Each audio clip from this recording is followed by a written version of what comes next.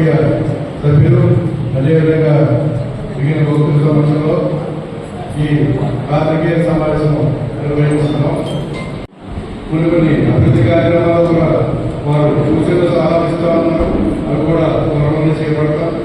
ఇటువంటి కార్యక్రమాలు చేయడం ఈవేళ ఈ కార్యక్రమానికి ముఖ్య అతిథిగా వచ్చిన స్థానిక శాసనసభ్యులకు అదేవిధంగా మా రీజనల్ గవర్నమెంట్ కమిషనర్ గారికి, బాజీ గారికి, వీరు గారికి, ఇక్కడికి వచ్చిన పెద్దలందరికీ కూడా పేరు పేరున ధన్యవాదాలు తెలియజేసుకుంటూ రాబోయే 12వ తారీఖు వరకు నిర్వహిస్తూ 13వ తారీఖు అన్నదానం అత్యంత అద్భుతంగా ఇక్కడికి వచ్చే భక్తులందరికీ సుమారు 45,000 మందికి స్వామి అమ్మవారి కార్యక్రమం అయిన తదుపరి అన్నదానం అద్భుతంగా ప్రతి సంవత్సరం మాదిరిగా ఈ సంవత్సరం ఇంకా వినూత్నంగా చేయడం జరుగుతుంది. నిర్వహించడం ఆ సాంస్కృతిక కార్యక్రమాలు కూడా నిత్యం దేవాలయంలో ఏర్పాటు చేయడం ఈ కార్యక్రమాలన్నింటికి మా కమిటీ మెంబర్స్ లోకల్ మహాపూర్ణావతి అన్న సమారాధన కార్యక్రమంతో 3వ తేదీ నుంచి కూడా అమ్మవారు విశేషమైనటువంటి అవతారాలను దర్శనిస్తారు. 3వ రోజున పుస్తకపాణి, 4వ రోజున వీణాపాణి, 5వ రోజున జపమాల, 6వ రోజున సింహారోహణం, 7వ రోజున రక్తబీజాభిషేకం, 8వ రోజున శుద్ధాభిషేకం, 9వ రోజున మహిషాసుర మర్దని. ఈ 9 అలంకారాలలో అమ్మవారు దర్శనించి చివరి రోజున శాంతమూర్తిగా సువర్ణ కవచాలలో బంగారు తీరులో అమ్మవారు భక్తులకు దర్శనమిస్తారు. 12వ తేదీ వరకు ఘనంగా జరిగినటువంటి ఈ నవరాత్రి ఉత్సవాల్లో సుందరి అమ్మవారి ఆలయంలో జరిగినటువంటి కార్యక్రమాలన్నీ కూడా ఏర్పాట్లకు సంబంధించి పర్యవేక్షించడానికి ఈరోజు రావడం జరిగింది. అన్ని కూడా సక్రమంగా అమలు చేయడం జరుగుతుంది. అప్పటికే పెటాస్ నిర్మాణం కానీ క్యూలైన్స్ కానీ అన్ని కూడా ఏర్పాటు చాలా పూర్తిగా వచ్చినాయి. ఇంకా మిగతా అలంకరణ సంబంధించి కానీ అలాగే వైద్యులు చనిపోయారు.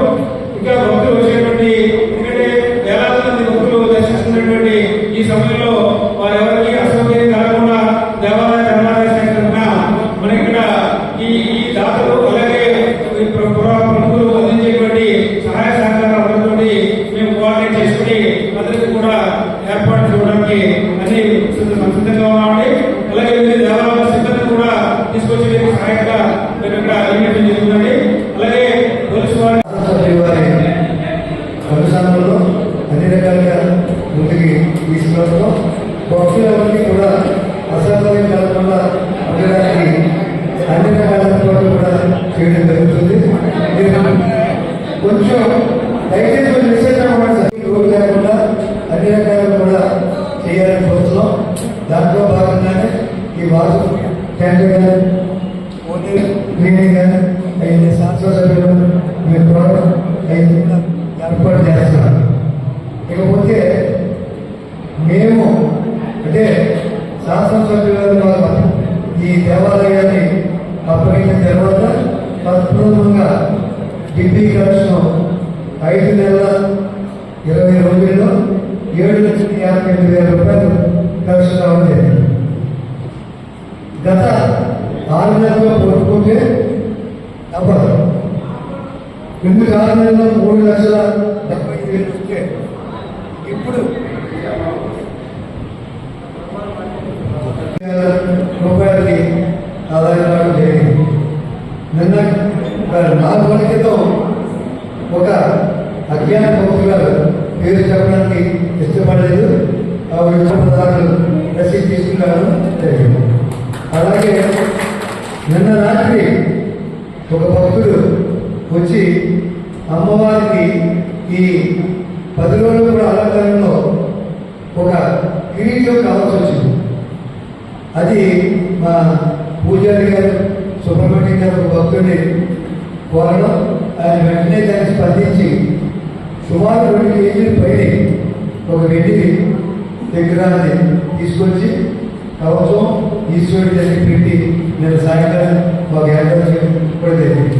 అంటే ఇవన్నీ నీకు ఎందుకు చెప్తున్నానంటే తక్కువ టైంలోనే ఈ రకంగా డెవలప్ చేసేటువంటి శక్తి సామర్థ్యాల అనుభవాలు మా శాసనసభ్యుల ద్వారా మాకు కలిగినందుకు చాలా ఆనందంగా ఉంది. కంపల్సరీగా గుడికి వచ్చేటువంటి ఆదాయం ఇది వరకు 95 లక్షలు వచ్చేది మాకు గుర్తుంది.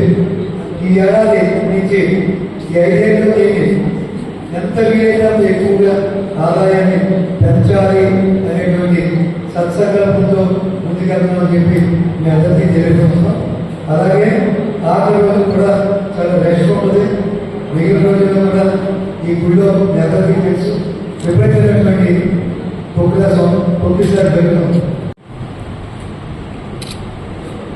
అందరికీ నమస్కారం. రేపు 3వ తారీఖు నుండి 12వ తారీఖున జరగబోయే నవరాత్రి ఉత్సవానికి ఏర్పాటు విషయంలో ఏ విధంగా చేయాలని ఆర్టీసీ గారు, అదేవిధంగా యువ గారు, చైర్మన్ గారు, వాళ్ళందరూ కలిసి ఈరోజు సమీక్ష ఆ సమీక్ష సందర్భంగా అందరూ కూడా జరగబోయే విజయదశమి శుభాకాంక్షలు తెలియజేస్తున్నాం. కూడా ఇప్పుడే ఆర్టీసీ గారు కానీ, చైర్మన్ గారు కానీ, యువ గారిని అన్ని విషయాలు మాట్లాడారు. చాలా ప్రతిష్టాత్మకంగా నవరాత్రి ఉత్సవాలు చాలా బాగా జరుపుకుంటూ ఉంటాం. కనకదుర్గ అమ్మవారి దేవాలయం చాలా ప్రత్యేక ఏర్పాటు చేస్తారు. అదేవిధంగా కొత్త భక్తులు వచ్చి దర్శనం చేసుకుంటుంది.